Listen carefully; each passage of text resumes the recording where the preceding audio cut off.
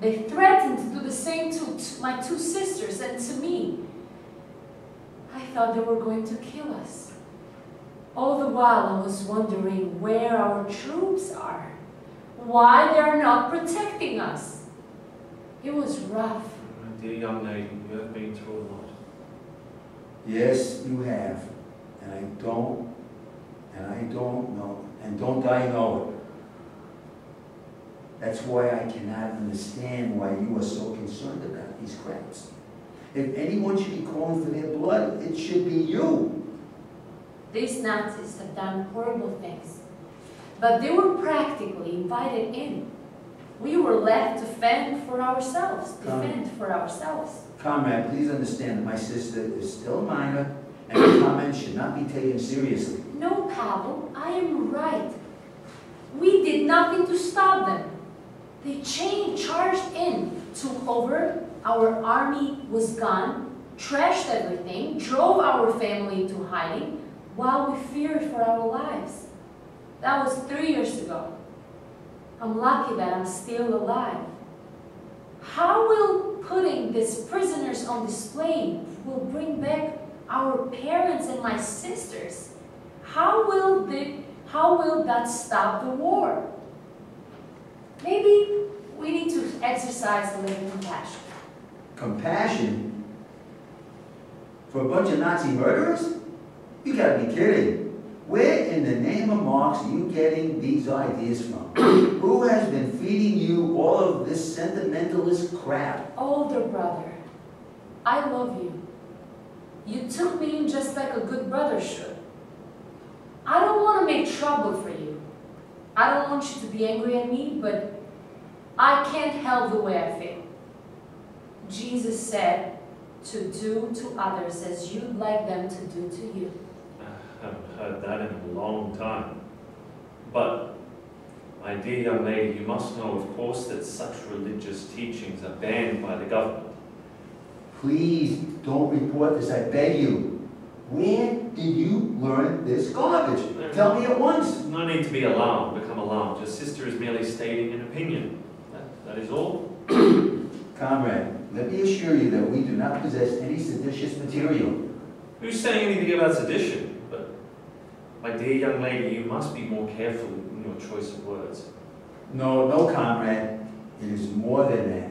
Religion is reactionary hokum that is based on myths that have no place in our society. Our grandparents believed in that junk, and where did it take them? Nowhere. Now, I learned that my own sister has been infected with this claptrap. Now, Effie, I want to know, where did you learn that passage? Is that really so important? The fact is that I know it, and I know other passages as well. They bring me a comfort and help me get through the day. Effie, you listen to me. You are to end your involvement with this infatuation of yours immediately. Maybe it's better if I do not know the source of this infection. Effie, as a senior commander in the Red Army and a lifelong member of the Communist Party, I rejected the teachings of religion a long time ago. My own parents were devout Christians. They used to pray every day. They sang praises to God and donated to the church. They had faith, but it was based on nothing.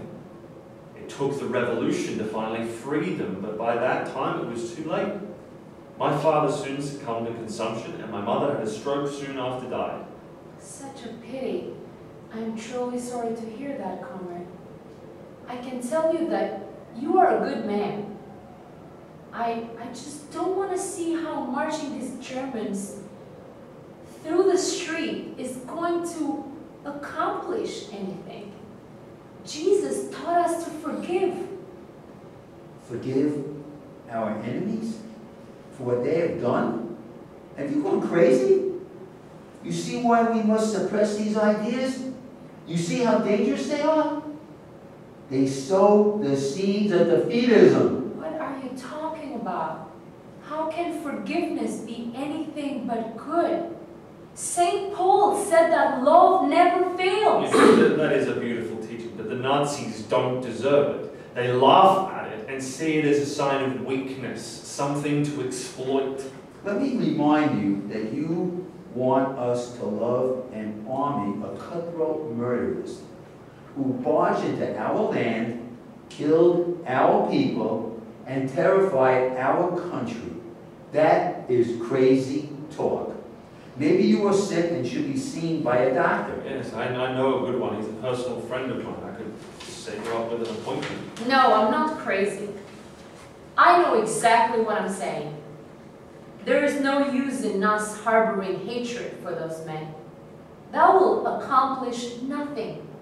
Into of mocking them, welcome them with open arms, greet them as fellow workers who have been misled. Isn't that a better way?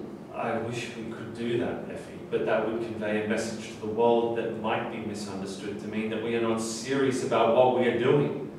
That all the fighting and the bloodshed has been for nothing. That all we needed to do was meet the enemy with warm smiles and everything would be fine. Now, you don't want us to send out a message, such a message as that, do you?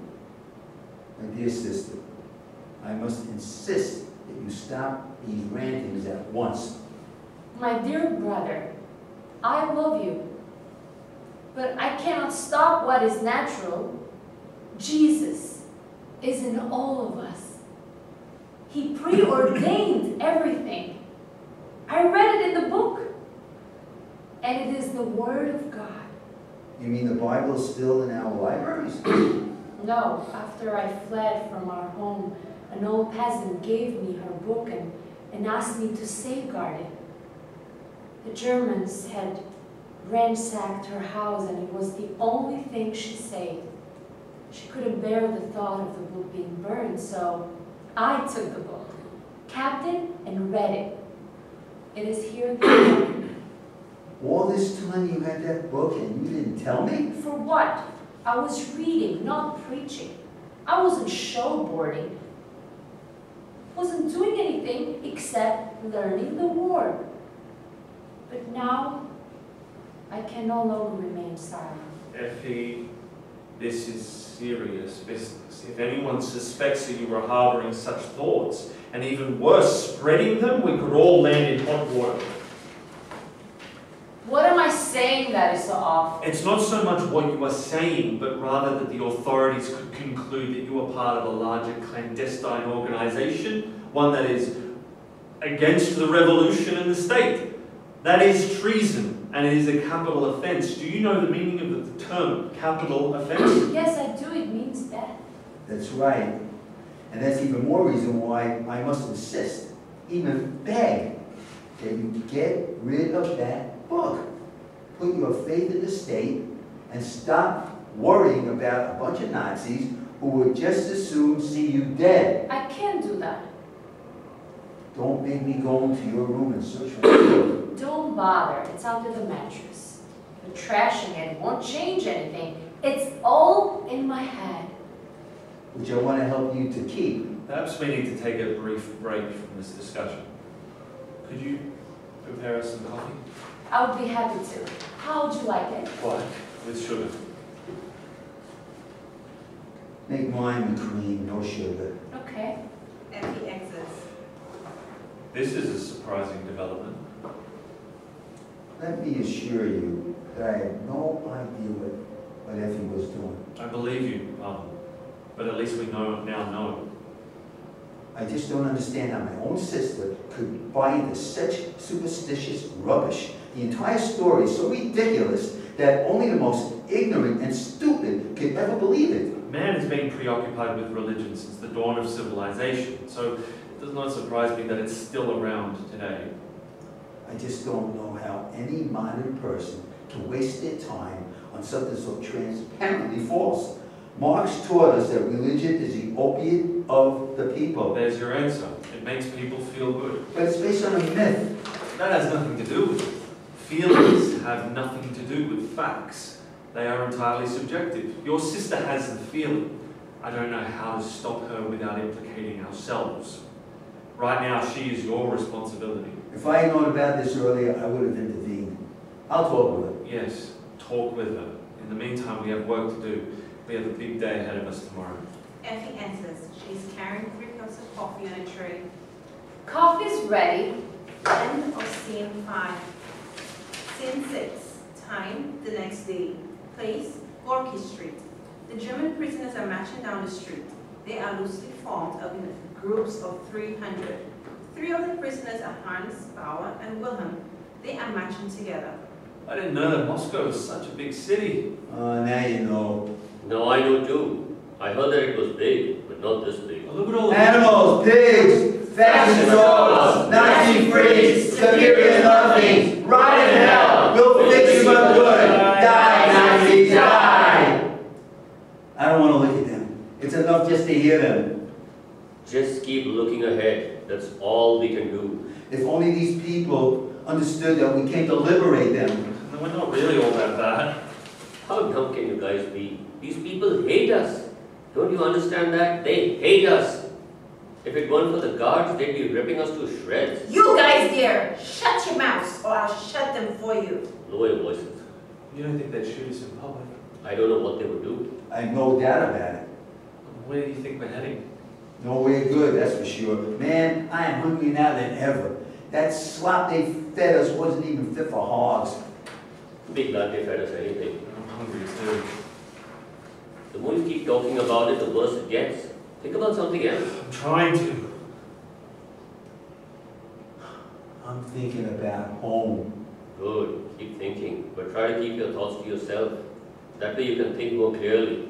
Goose-stepping freaks, bastards, sons of bitches, callous servants, brainless twerps, running dogs, baby killers. I didn't do anything to these people. Yes, you did. The moment you set foot in Mother Russia. But we were ordered to. That's right, ordered. And we obeyed. And now here we are. Somewhere and somehow something went wrong. Yeah, like we were abandoned by our officers who split the first sign of trouble. That's right. I remember seeing a couple of generals hot-tailing it like their butts were on fire. And we like fools didn't go with them. That would have been stupid. When the generals flee, that's called retreat. But when soldiers flee, it's called desertion. They would have had us shot. Just like what's going to happen to us today. You don't know that. Maybe I should start praying. They taught you that? They taught you that in Hitler I Youth? was taught that at home. Great, prayers. I guess it can't hurt. Put in a good word for me, for what it's worth. I will, not just for you, but for all of us. The Fuhrer would not be happy to find out that his soldiers are praying, but not to him. I never put much store in religion. I thought it was all a bunch of malarkey. It's not malarkey. Whatever you say. If you believe, fine. But I don't expect any miracles. It's a miracle that you're still alive. They gotta keep us, they gotta be keeping us alive for some reason. Maybe they don't want to kill us. Bolsheviks? Are you kidding? The entire program is based on murder.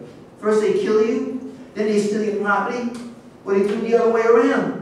Whatever the way, the result is still the same. You are dead. I told you guys to shut up. Don't make me say it again. Yes, sir. We didn't hear you the last time. Guys, let's stop talking at this point. Effie enters the stage. She marches alongside Hans, Bauer, and Wilhelm. She is holding a bag filled with bread. She takes out the bread and starts handing it to the 3 men. Here, take this. Not all the Russians hate you. I don't hate you. I forgive you. God forgives you. Repent.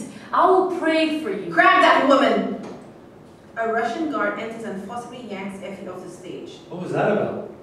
I guess our prayers were answered. Like manna from heaven. Even if we are marching straight to hell, I hope they're not too rough on that girl. The 3 men continue marching in silence as they eat the bread. End of scene 6. Ladies and gentlemen, there'll be a brief intermission.